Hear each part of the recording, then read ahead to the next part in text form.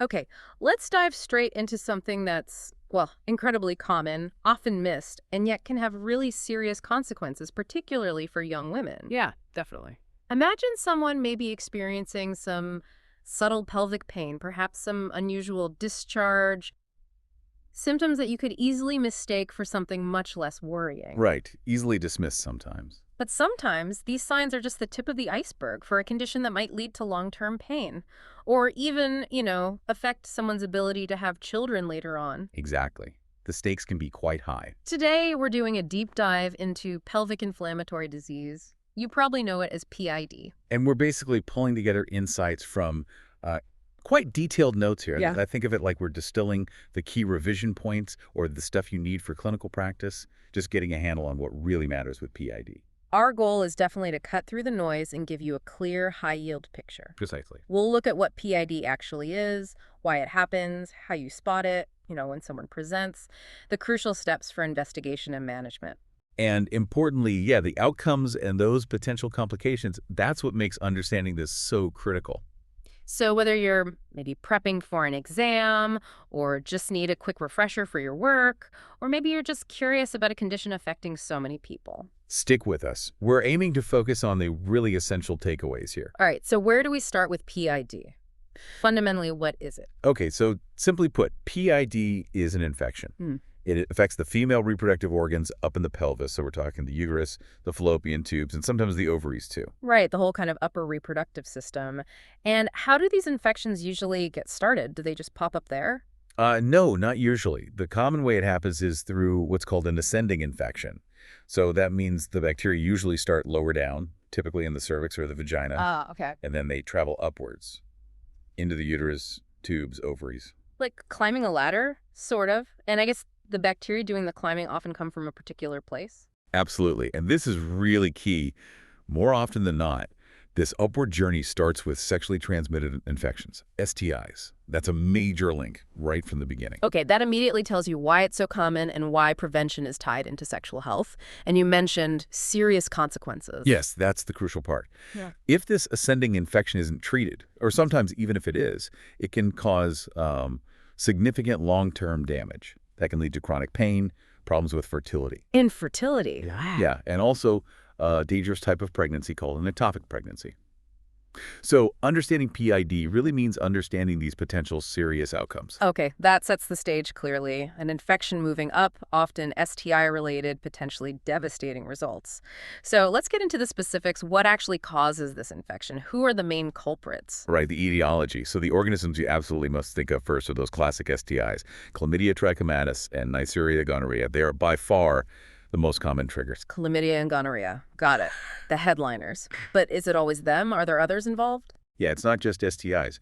Other bacteria, the kind that normally live in the vagina or cervix, they can also get involved, especially sort of alongside an STI. Things like Mycoplasma genitalium, Mycoplasma hominis, Okay. other bacteria from the normal vaginal flora, and anaerobic bacteria too. So sometimes it's the usual residents causing trouble when they move upstairs, so to speak. Exactly. And the notes also mention some less common causes. You might see things like genital mycoplasmas again, certain aerobic streptococci, and even though it's rare, Mycobacterium tuberculosis. TB. Wow, okay, that's definitely less common. So for high-yield thinking, prioritize chlamydia and gonorrhea, but keep in mind other vaginal bacteria can play a part. That's absolutely the right way to frame it. Now, what makes someone more likely to have these bacteria make that journey upwards, that brings us to risk factors. Right. What increases someone's risk of getting PID? Okay, there are several things. A big category relates to sexual behavior. So being young, having multiple sexual partners, not using protection like condoms, and having a history of STIs already, these were all significant risks. They basically increase the chance of encountering the bacteria in the first place. Makes sense. More exposure, less protection. Simple as that. Exactly.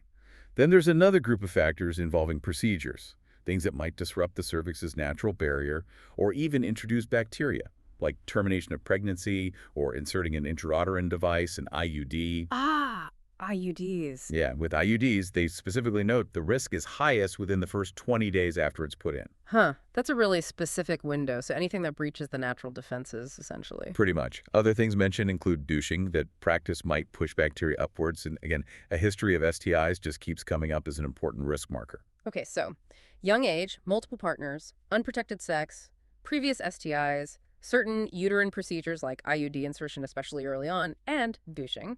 And presumably, using condoms helps protect against it. Definitely. Barrier methods are protective because they stop the bacteria getting there to begin with. It all highlights that transmission pathway. Okay. Speaking of pathways, the actual process, the pathophysiology, it's fairly straightforward once the bacteria gains entry. So how does it actually cause the damage? The simple version. Okay, so bacteria get into the cervix, they ascend, they go up into the upper reproductive tract, uterus, tubes, ovaries. This triggers inflammation, your body's response, and it's that inflammation that actually damages the tissues and organs. Right. And that damage and the ongoing inflammation, that's what leads to the symptoms people feel and eventually those serious complications we mentioned. Bacteria go up, inflammation, damage, and symptoms. Got it. Now, if someone comes in with, say, pelvic pain, maybe some discharge, PID is definitely something you'd consider, but it's not the only possibility, is it? What else needs to be on the list? This is absolutely critical for safety. You have to think about other conditions that can look like PID, your differential diagnoses. What are the really crucial ones to rule out? Well, top of the list are other things causing abdominal pain, including emergencies, like appendicitis, for instance. But the one you absolutely cannot miss is ectopic pregnancy. Right. Missing an ectopic can be catastrophic, so it has to be front and center in your mind with these symptoms. An ectopic pregnancy, where the pregnancy implants outside the uterus, often in the tube, can cause pain and bleeding, mimicking PID, but it needs urgent surgical attention. Exactly why it's #1 differential. Other things to consider are different causes of abnormal vaginal bleeding. Other reasons for vaginal discharge could even be something like a retained tampon, a foreign body, and other causes of painful sex, like endometriosis. Okay, so before jumping to PID, you're mentally checking. Could this be ectopic? Appendicitis? Something else entirely? Needs careful thought. It really does. Now, stepping back, thinking bigger picture, PID is a significant public health issue. How common are we talking? Well, it's seen as a major concern, certainly in the UK. Yeah. But getting precise numbers is tricky. It's often underreported. Yeah. And crucially, many cases have no symptoms at all. They're asymptomatic. That asymptomatic point is huge, isn't it? Means people can have this damaging infection going on without any warning signs. Exactly. And that's a big factor in how it spreads and also why complications can develop before anyone even knows there's a problem. One estimate suggests roughly 1 in 50 sexually active women in the UK might get PID each year. 1 in 50 Yeah. annually. That actually sounds quite high. It is. And the rates tend to be highest in younger women, which ties back to those risk factors. Yeah. How often people are tested also influences the numbers we see. So common, often silent, especially affects younger women. Let's talk about when it does cause symptoms. What are the typical signs someone might notice? Well, the symptoms can vary quite a bit, but the common ones include lower abdominal or pelvic pain, often on both sides. Abnormal discharge from the vagina or cervix is common, and sometimes it looks purulent, like pus. Fever is a possible sign, often noted as over 38 degrees Celsius. Pain during sex, particularly deep pain, is mentioned frequently. And also irregularities, with periods like bleeding after sex, bleeding between periods, or heavier periods than usual. Right, and the notes also list things like urinary symptoms, feeling sick, even vomiting. So a whole cluster of issues centered around the pelvis and lower abdomen. Correct.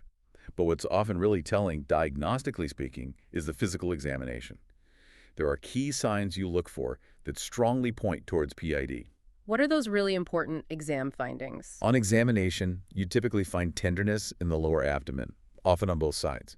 You might actually see that mucopurulent discharge coming from the cervix, or see signs of inflammation there, cervicitis. And then there are two really classic findings during the internal pelvic exam. First, cervical motion tenderness, significant pain just when you gently move the cervix side to side. Oh. Yeah.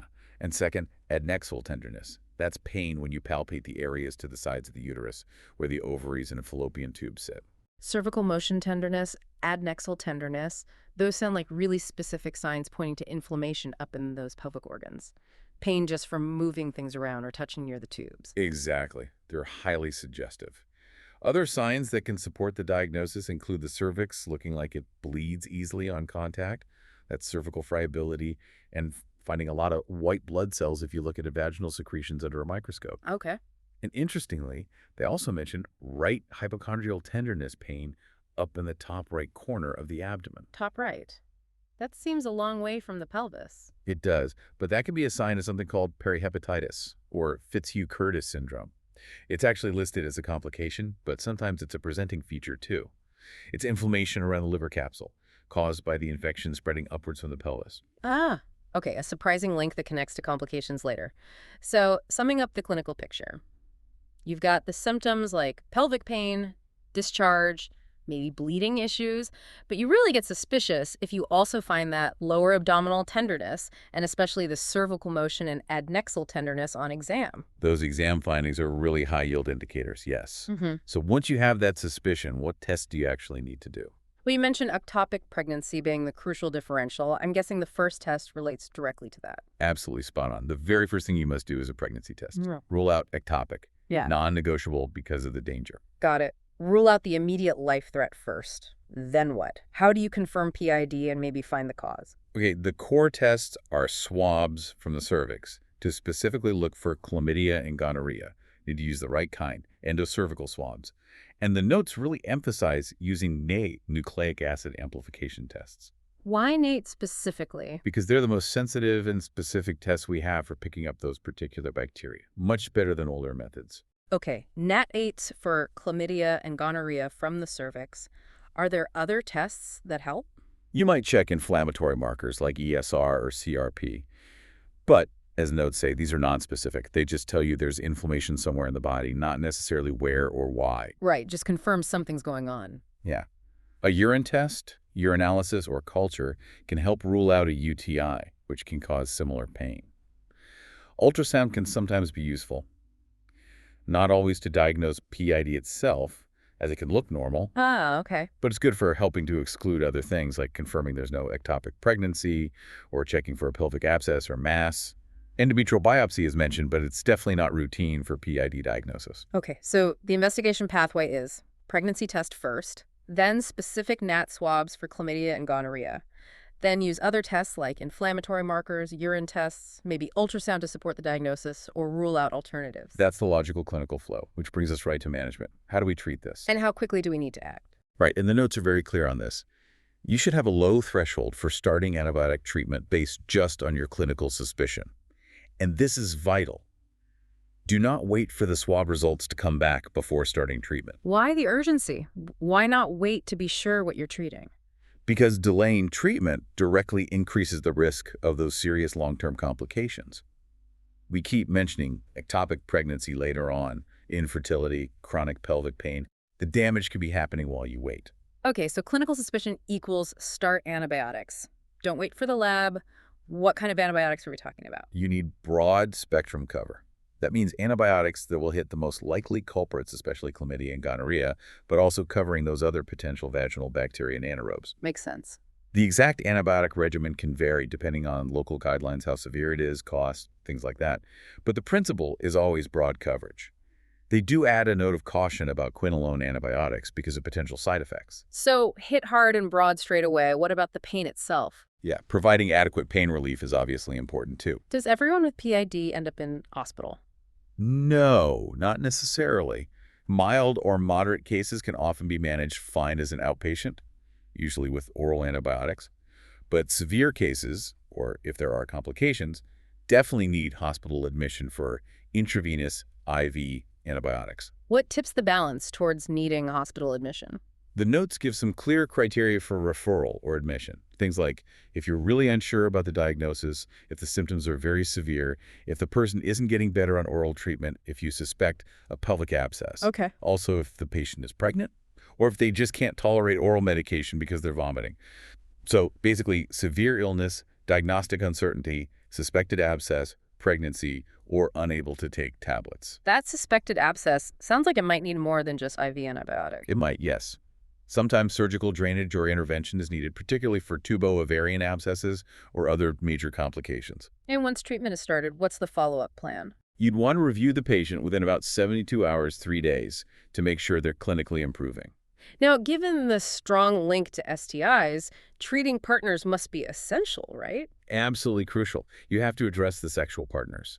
The notes say partners need treatment that covers chlamydia and gonorrhea, and often broad-spectrum cover too.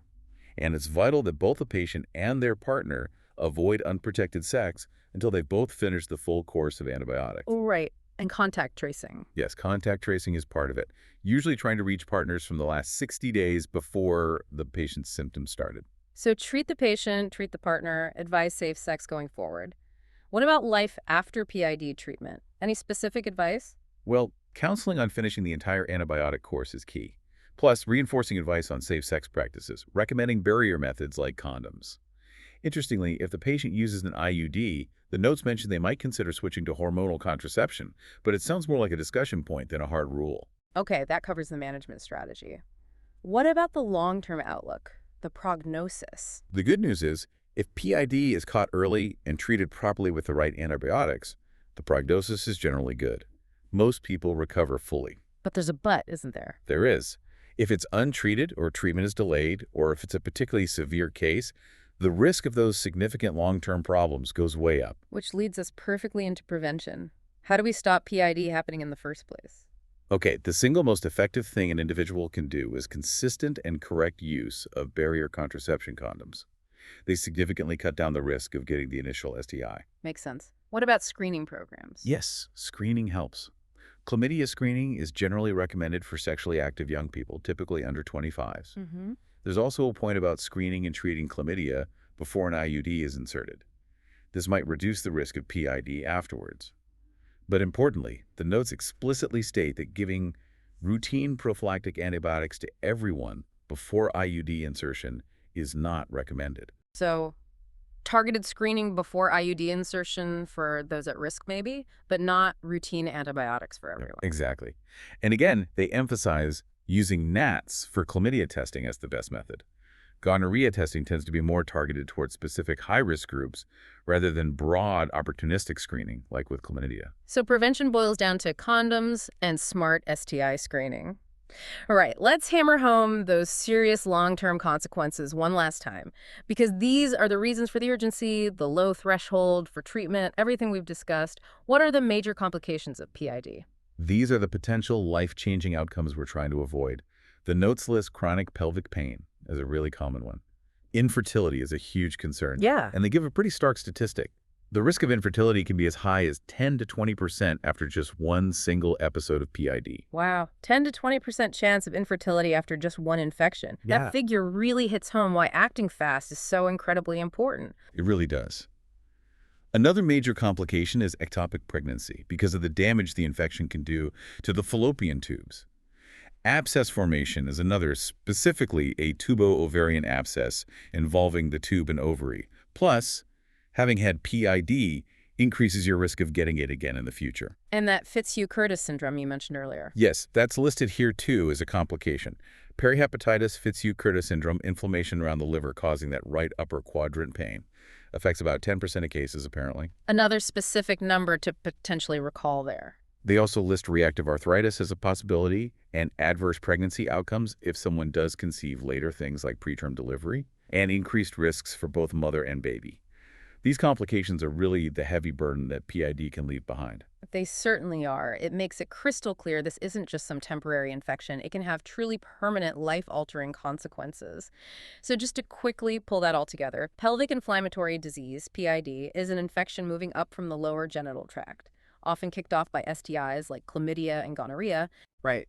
It typically presents with things like pelvic pain, discharge, maybe weird bleeding, but the key signs on examination are that cervical motion tenderness and adnexal tenderness. And you absolutely must rule out ectopic pregnancy first with a pregnancy test, then investigate primarily with NAT swabs for chlamydia and gonorrhea from the cervix. And management. It's all about that low threshold for starting broad-spectrum antibiotics based on clinical suspicion alone. Don't wait for results. Exactly, because delaying treatment massively increases the risk of those devastating complications like that shocking 10–20% infertility risk after just one episode, ectopic pregnancy risk, chronic pain.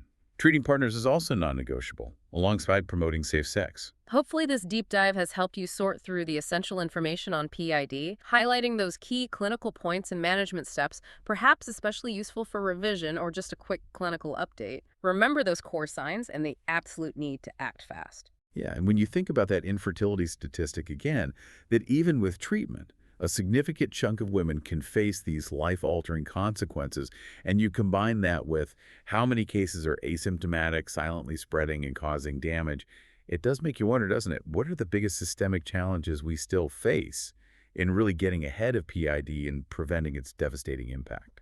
That's definitely a powerful thought to mull over as you digest all this. And if you are working through revision, remember you might find helpful resources over at PathMSRA.com. And for additional free resources, do check out freemsra.com as well.